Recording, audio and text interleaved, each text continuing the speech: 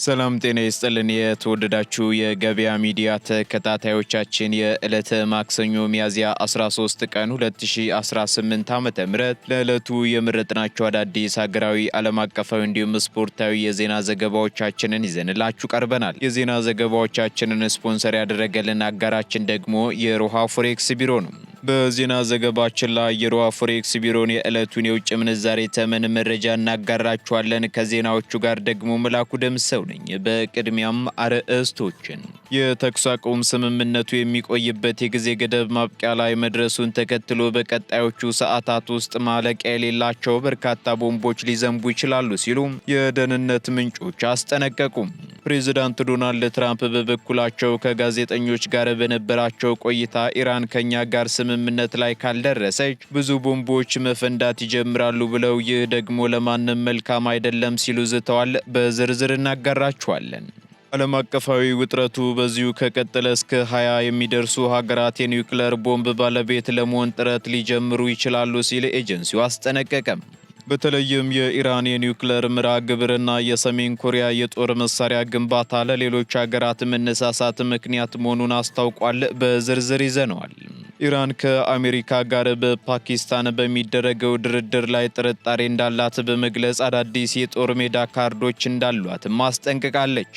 ኢራን ባለፉት 2 ሳምንታት በጦር ሜዳ ላይ ያላትን ተጽዕኖ ለማሳየት የሚያስችሏትን አዳዲስ ወታደራዊ አማራጮችን ስታዘጋጅ እንደቆየችና አስፈላጊ ሆኖ ሲገኝም ተግባራዊ እንደምታደርጋቸው አስታውቃለች። በዝርዝር የምትሰሙት መረጃችን ነው። በተባበሩት አረብ ኤምሬትስ የተጠነሰሰውና በሀገሪቱ ውስጥ ከፍተኛ የጥፋት ድርጊቶችን ለመፈጸም ሲንቀሳቀስ የነበረውን አደገኛ የኢራን ቡድን አባላት በቁጥጥር ስር መዋላቸው ይፋ ተደርጓል። ሙሉ መረጃውን በዝርዝር እናጋራችኋለን። የተወደዳችሁ የገበያ ሚዲያ ተከታታዮቻችን እነዚህንና ስፖርታዊ መረጃዎችን ጨምሮ ሌሎች ለዕለቱ የመረጥናቸው ዜናዎቻችንን ይዘንላችኋል። አሁን ደግሞ በዝርዝር ወደምንመለከታቸው መረጃዎች እናልፋለን። እንኳን ለጌታችን ለመድኃኒታችን ለኢየሱስ ክርስቶስ የትንሣኤ በዓል በሰላም አደረሳችሁ። በ2% ቅድመ ክፍያ በ140 ሺህ ብር ብቻ የቤት ባለቤት ይሁኑ የሚላችሁ ጊፍት ሪል ስቴት በዓልን ምክንያት በማድረግ በታላቅ ቅናሽ በመሃል አዲስ አበባ በለገሃር በቦሌ አትላስ በተክለ ሃይማኖት በ22 በሲኤምሲ እንዲሁም በአያት ለአጭር ጊዜ የሚቆይ የሽያጭ መርሃ ግብር ላይ የመኖሪያ አፓርትመንቶችና የንግድ ሱቆችን 18 ካሬ ጀምሮ የቤት ባለቤት የሚሆኑበት እንዲሁም 45% የባንክ ብድር አመቻችቶላችኋል። ታዲያ ምን ይጠብቃሉ? አሁኑኑ የቤት ባለቤት የሆኑ። ለበለጠ መረጃ በ0963 99 93 33 ላይ ይደውሉልን። ጊፍት ሪል ስቴት ማህበረሰብን እንገነባለን። መኖር በጊፍት መንደር። በፋርማሲዎች ውስጥ የክትባት አገልግሎት መሰጠት ተጀመረ። የጤና ሚኒስቴር በአማራ ክልልና በኦሮሚያ ክልል በሚገኙ በተመረጡ 20 ፋርማሲዎች ውስጥ የክትባት አገልግሎቱ ተግባራዊ እንደሚሆን አስታውቋል። በተጨማሪም ይህ በፋርማሲዎች ውስጥ የክትባት አገልግሎት ውጤታማነቱ ታይቶ በመላ ሀገሪቱ ለማስፋፋት መታቀዱን በጤና ሚኒስቴር የመድኃኒትና የሕክምና መሳሪያዎች መሪ ስራ አስፈጻሚ የፋርማሲ አገልግሎት ዴስክ ኃላፊ ኢዴሳ ዲሪባ ተናግረዋል። እንዲሁም በዓለም ላይ 64 የሚሆኑ ሀገራት በፋርማሲ ውስጥ የክትባት አገልግሎት እንደሚሰጡ የተናገሩት የኢትዮጵያ ፋርማሲ ማህበር ፕሬዝዳንት ዶክተር ዳንኤል ዋቅቶሌ በበኩላቸው በኢትዮጵያም ይህንን አገልግሎት ለማስጀመር ባለፉት 6 ዓመታት ሙከራዎች ሲደረጉ መቆየታቸውን አብራርተዋል። ከአንድ ዓመት ከ6 ወር በፊት ደግሞ ከጤና ሚኒስቴር ጋር በመሆን ተግባራዊ ለማድረግ ከፒኤስአይ ኢትዮጵያ ጋር በመቀናጀት ለባለሙያዎች ስልጠና ሲሰጥ መቆየቱን አክለዋል። አገልግሎቱም የሌሎች ሀገራትን ተሞክሮ በመውሰድ በኢትዮጵያ ተግባራዊ እንዲሆን ከኢትዮጵያ ፋርማሲ ማህበርና ከጤና ሚኒስቴር ጋር በርካታ ተግባራትን አከናውነናል ያሉት ደግሞ የፒኤስአይ ግሎባል ፕሮጀክት ዳይሬክተር ቤት ያበራ ናቸው። ዳይሬክተሯ አክለውም ህብረተሰቡ ፋርማሲዎችን ከሌላው የጤና ተቋማት ይልቅ በቅርበት ስለሚያገኛቸው ክትባት ለማግኘት የሚቸገሩ ልጆችን ለማድረስ የሚኖረው አስተዋጽኦ ከፍተኛ ነው ሲሉም አብራርተዋል።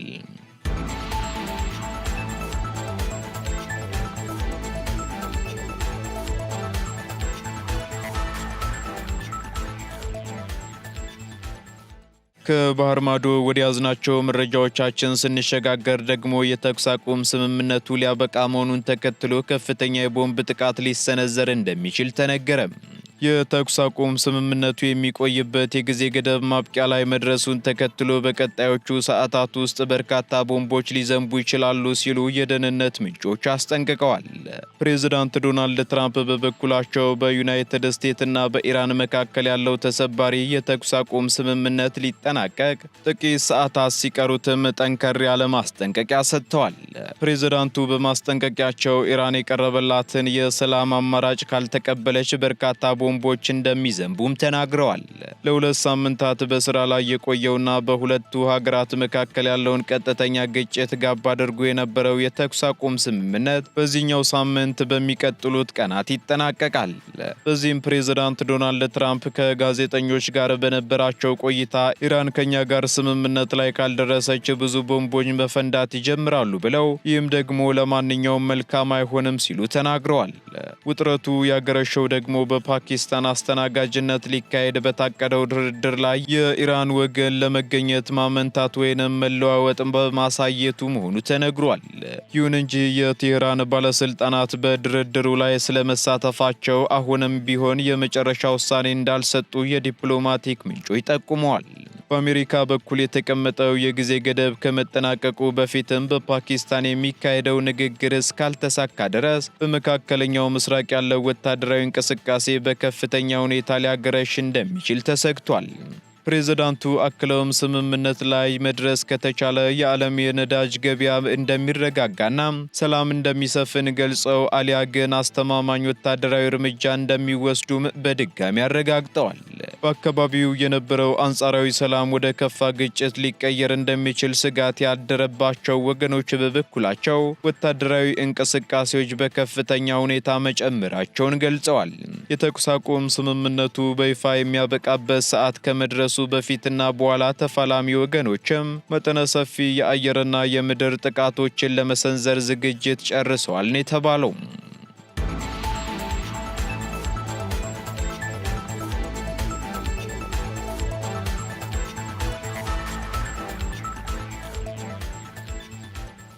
ቻይናና ሳውዲ አረቢያ የሆርሙዝ የባህር ወሽመጥ ክፍት ሆኖ እንዲቆይ አሳሰቡ። የቻይናው ፕሬዝዳንት ዢ ጂንፒንግ የሆርሙዝ የባህር ወሽመጥ ለዓለም አቀፍ የንግድ ልውውጥ ክፍት ሆኖ እንዲቆይ ጥሪ አቅርበዋል። ፕሬዝዳንቱ ጥሪውን ያቀረቡት ደግሞ ትላንት ሰኞ ከሳውዲ አረቢያው አልጋወራሽ መሐመድ ቢን ሰልማን ጋር በስልክ ባደረጉት ውይይት ነው። በንግግራቸውም ቤጂንግ በኢራንና በአካባቢው የተቀሰቀሰውን ጦርነት ለማስቆም የምታደርገውን ጥረት አጠናክራ እንደምትቀጥልም ገልጸዋል። ፕሬዝዳንት ሺ በውይይቱ ወቅት እንደገለጹት የሆርሙዝ የባህር ወሽመጥ የዓለም አቀፍ የንግድና የኤነርጂ መስመር በመሆኑ የአካባቢው መረጋጋት ለዓለም ኢኮኖሚ ወሳኝ መሆኑንም አጽንኦት ሰጥተዋል። በመሆኑም ግጭቶች በዲፕሎማሲያዊ መንገድ ተፈተው ቀጠናው ከስጋት ነፃ እንዲሆንም አሳስበዋል። የሳውዲው አልጋወራሽ መሐመድ ቢን ሰልማን በበኩላቸው ቻይና በመካከለኛው ምስራቅ ሰላምን ለማስፈን የምታደርገውን ጥረት አድንቀው በኢራን ያለውን ግጭትን በአስቸኳይ ለማርገብና ሰላማዊ መፍትሄ ለመፈለግ በጋራ ለመስራት መስማማታቸውን አስታውቀዋል። ይህ በእንዲህ እንዳለ የቤጂንግ ባለስልጣናት ቻይና በቀጠናው ሰላም እንዲሰፍን ያላትን ቁርጠኝነት በመግለጽ በሁሉም ወገኖች መካከል ንግግር እንዲጀመር ግፊት እያደረጉ እንደሚገኙም ተገልጿል። የሆርሙዝ የባህር ወሽመጥ ለትራፊክ ክፍት ሆኖ መቆየቱ ደግሞ በተለይም ለነዳጅ ገበያው መረጋጋት ከፍተኛ ፋይዳ እንዳለውም ተመላክቷል። በሌላ በኩል የኢራንን ባንዲራ የምታውለበልበው ቱስካ የጭነት መርከብ በአሜሪካ መያዟን ተከትሎም በሁለቱ ሀገራት መካከል የሰላም ንግግር እንዲጀመር የቻይና የውጭ ጉዳይ ሚኒስተር ቃል አቀባይ ጥሪ አቅርበዋል። ቃል አቀባዩ ዛሬ በሰጡት ጋዜጣዊ መግለጫ የአሜሪካ ኃይሎች መርከቡን በኃይል መጥለፋቸው ቻይናን እንዳሳሰባት መናገራቸውን የዜና ወኪሉ ኤኤፍፒ ዘግቧል።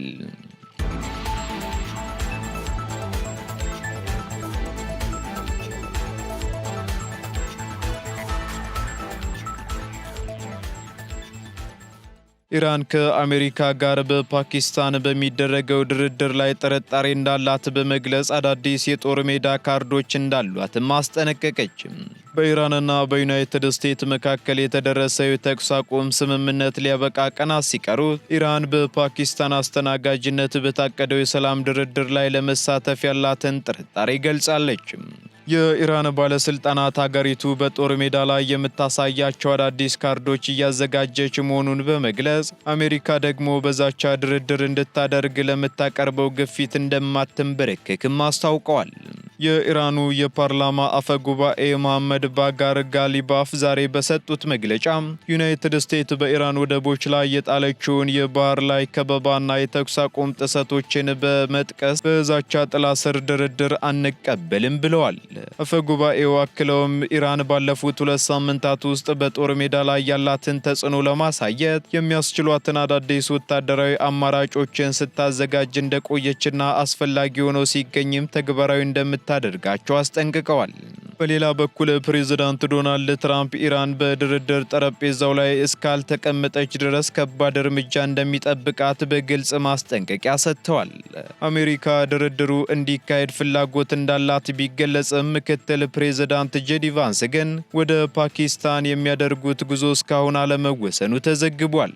አስተናጋጇ ፓኪስታን ሁለቱን ወገኖች ወደ ጠረጴዛ ለማምጣት ዲፕሎማሲያዊ ጥረቷን የቀጠለች ሲሆን የኢራን የውጭ ጉዳይ ሚኒስትር ግን በድርድሩ ላይ ለመሳተፍ እስካሁን ይፋዊ ማረጋገጫ አልሰጠም። ይህ ዲፕሎማሲያዊ ጥረት የመጣው ደግሞ በሚቀጥሉት ቀናት ያበቃል ተብሎ የሚጠበቀውን የተኩስ አቁም ስምምነት ተከትሎ ነው መባሉን ዘ ጋርዲያን ዘግቧል።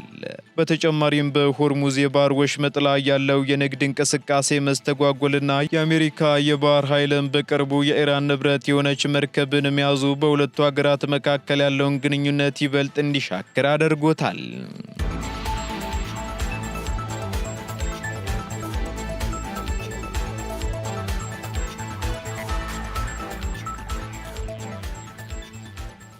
በተባበሩት አረብ ኤምሬትስ የተጠነሰሰው አደገኛ ሴራ መክሸፉን የአገሪቱ የደህንነት ኤጀንሲ አስታወቀም። የተባበሩት አረብ ኤምሬቶች መንግስት በሀገሪቱ ውስጥ ከፍተኛ የጥፋት ድርጊቶችን ለመፈጸም ሲንቀሳቀስ የነበረውን አደገኛ የኢራን ቡድን አባላትን በቁጥጥር ስር መዋሉን ይፋ አድርጓል።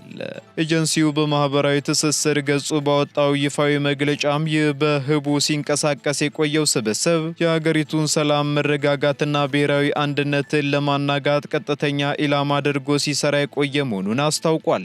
የጸጥታ ተቋሙ ይህንን ቡድን በግልጽ አሸባሪ ድርጅት ሲል የጠራው ሲሆን በተለይም አዳዲስ ወጣቶችን በመመልመልና በማደራጀት በኤምሬትስ ድንበሮች ውስጥ ስልታዊና የተቀናጁ የማውደም እርምጃዎችን ለማካሄድ እቅድ አውጥቶ እንደነበርም አብራርቷል። በሌላ በኩል ከዚህም የከፋው ሌላኛው የቡድኑ ሚስጥራዊ ተግባር ደግሞ በሀገር ውስጥ በተለያዩ ስልቶች የገንዘብ ማሰባሰብ ስራዎችን ማከናወንና የተሰበሰበውን ፈንድም ለጥፋት ተግባር ማስፈጸሚያነት ወደ ውጭ ሀገራት መላክ እንደነበረ በምርመራው መረጋገጡን የደህንነት ባለስልጣናቱ አስታውቀዋል። ይህ የከሸፈው ሴራ ደግሞ በቀጠናው ያለውን የደህንነት ስጋትና የፖለቲካ ውጥረት ይበልጥ የሚያሳይ ክስተት ሆኗል ሲል ኢየሩሳሌም ፖስት ዘግቧል።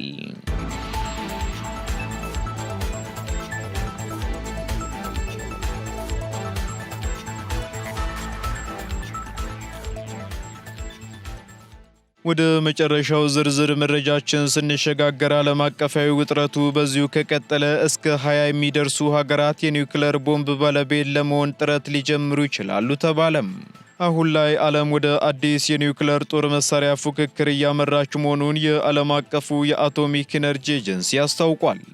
የዓለም አቀፉ የአቶሚክ ኤነርጂ ዋና ዳይሬክተር ራፋኤል ግሮሲ በአሁኑ ወቅት በዓለም ላይ እየታየ ያለው ግጭትና አለመረጋጋት አዲስ የኒውክሌር ጦር መሳሪያ ፉክክር ሊቀሰቅስ እንደሚችል አስጠንቅቀዋል።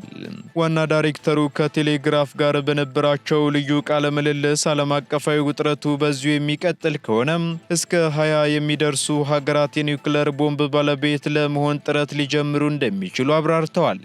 እንደ ግሮሲ ገለጻ ከሆነ የኒውክሌር መሳሪያ መስፋፋትን ለመግታት ለዓመታት ሲሰራባቸው የነበሩ ስምምነቶችና ስርዓቶችም አሁን ላይ ከፍተኛ ፈተና እየገጠማቸው ይገኛል ብለዋል። በተጨማሪም ሀገራት የራሳቸውን ደህንነት ለማረጋገጥ በሚል ወደ ኒውክሌር ቴክኖሎጂ የሚያደርጉት ዝንባሌ መጨመሩን ጠቅሰው ይህም ደግሞ ዓለምን ወደ ከፋ አደጋ ውስጥ ሊከት እንደሚችል አስረድተዋል። በተለይም የኢራን የኒውክሌር መርሃ ግብርና የሰሜን ኮሪያ የጦር መሳሪያ ግንባታ ለሌሎች ሀገራት መነሳሳት ምክንያት ሊሆን እንደሚችል የገለጹት ዳይሬክተሩ ዓለም አቀፉ ማህበረሰብ ይህንን ስጋት ለመግታት በቁርጠኝነት እንዲሰራ ጥሪ አቅርበዋል። ራፋኤል ግሮሲ አክለውም የኒውክሌር ታጣቂ ሀገራት ቁጥር መጨመር በዓለም ሰላም ላይ ሊተነበይ የማይቻል አደጋ ሊያስከትል እንደሚችል በማሳሰብም ዲፕሎማሲያዊ መፍትሄዎች እንዲቀድሙም አሳስበዋል።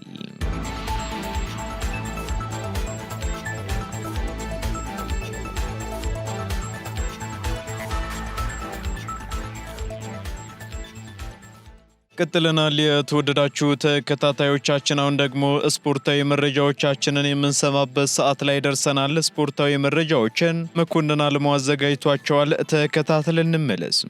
አመሰግናለሁ መላኩ።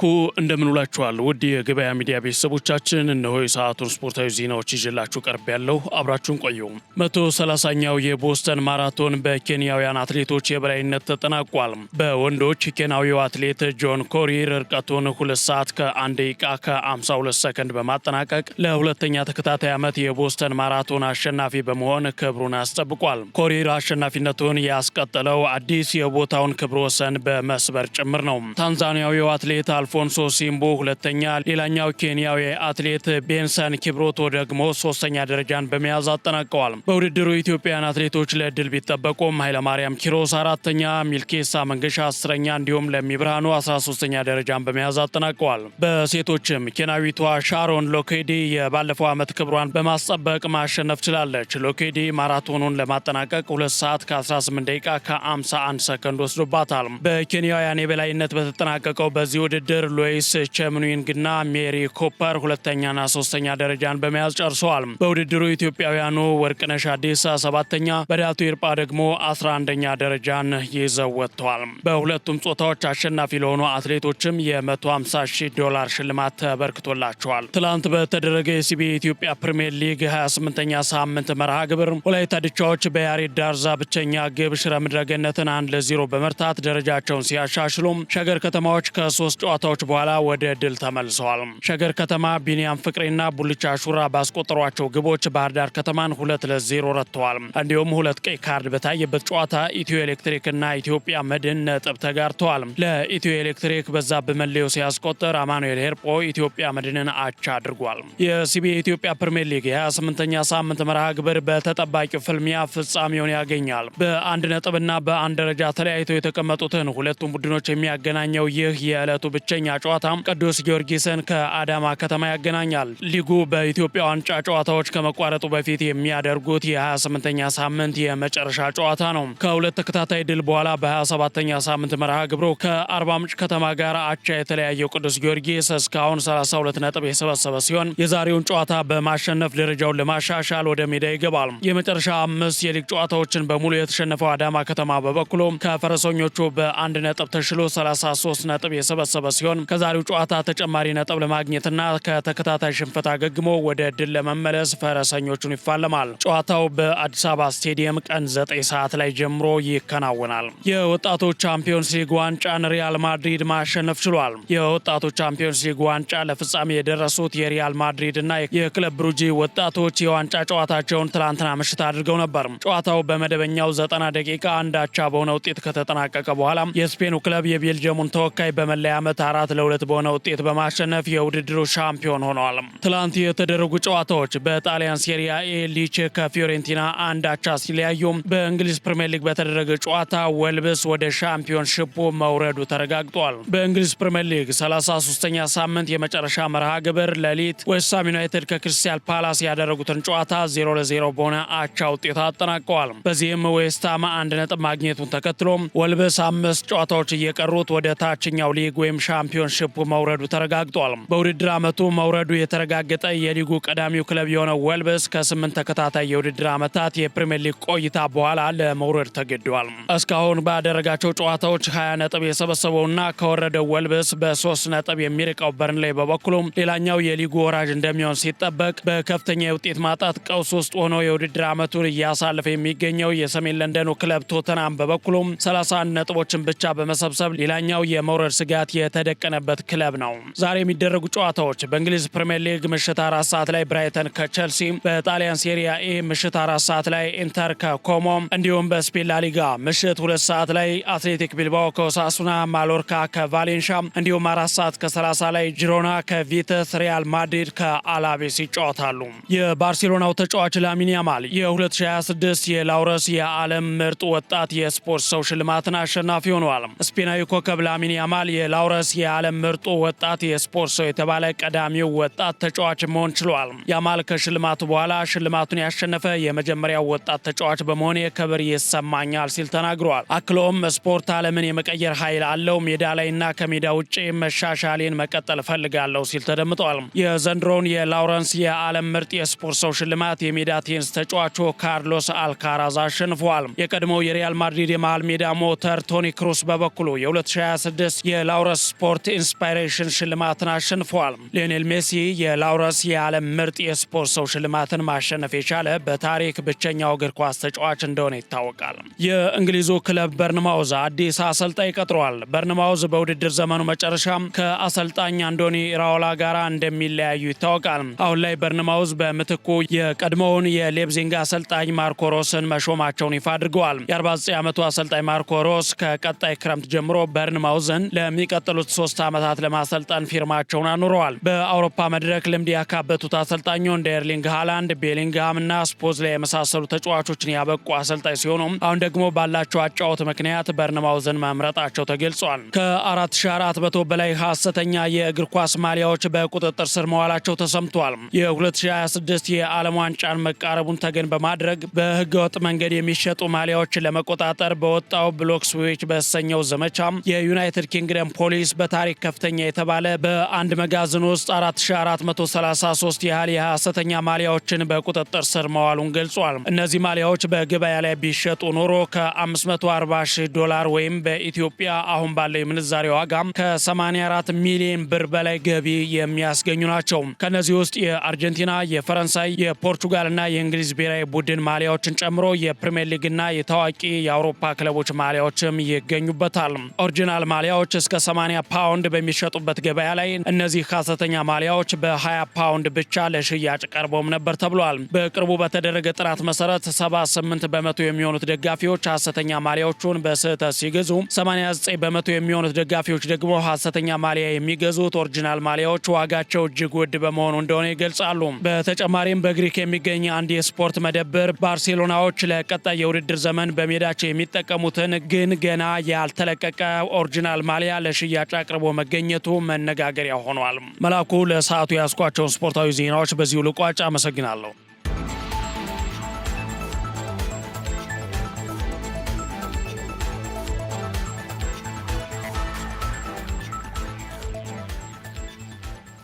ከስፖርታዊ መረጃዎች ተመልሰናል። የተወደዳችሁ ተከታታዮቻችን፣ በመጨረሻም የሮሃ ፎሬክስ ቢሮን የዕለቱን የውጭ ምንዛሬ ተመን መረጃ እናጋራችኋለን። አንድ የአሜሪካ ዶላር 177 ብር ከ20 ሳንቲም እየተገዛ 180 ብር ከ74 ሳንቲም እየተሸጠ ይገኛል። ፓውንድ ስተርሊንግ ደግሞ 230 ብር ከ30 ሳንቲም እየተገዛ 234 ብር ከ90 ሳንቲም እየተሸጠ ይገኛል። ዩሮ ደግሞ 200 ብር ከ37 ሳንቲም መግዣው ሲሆን መሸጫው ደግሞ 204 ብር ከ37 ሳንቲም ሆኗል። ስዊስ ፍራንክ 219 ብር ከ4 ሳንቲም እየተገዛ 223 ብር ከ42 ሳንቲም እየተሸጠ ይገኛል። የተባበሩት አረብ ኤምሬት ድራም ደግሞ 47 ብር ከ46 ሳንቲም እየተገዛ 48 ብር ከ40 ሳንቲም እየተሸጠ ይገኛል። የሳውዲ ሪያል ደግሞ 46 ብር ከ35 ሳንቲም መግዣው ሲሆን መሸጫው ደግሞ 47 ብር ከ27 ሳንቲም ሆኗል። የቻይናው ዩዋን እንዲሁ 24 ብር ከ55 ሳንቲም እየተገዛ 25 ብር ከ4 ሳንቲም እየተሸጠ ይገኛል።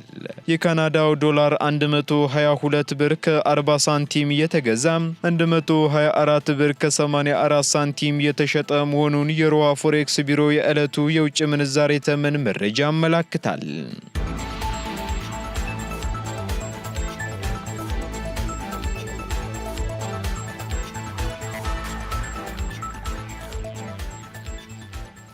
የተወደዳችሁ የገበያ ሚዲያ ተከታታዮቻችን ለዕለቱ የመረጥናቸው ዜናዎቻችን እነዚህን ይመስሉ ነበር። እንዲሁም ስፖርታዊ መረጃዎችን ጨምሮ ሌሎች ኢኮኖሚያዊ፣ ማህበራዊና ፖለቲካዊ መረጃዎቻችንን ለማግኘት ታዲያም የገበያ ሚዲያን እንድትወዳጁ እንጋብዛለን። ሰናይ ጊዜን ተመኘን።